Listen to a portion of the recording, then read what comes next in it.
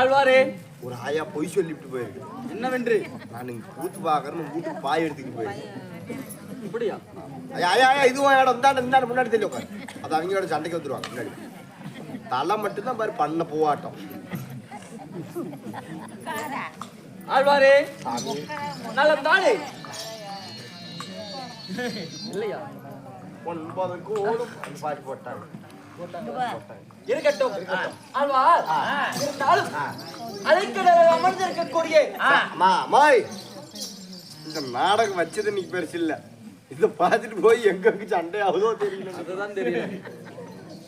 ஆழ்வார், சாமி அலைக்கடலில் அமர்ந்திருக்கக்கூடிய மாபெரும் புண்ணியம் நிறைந்த ராஜ திருசபை.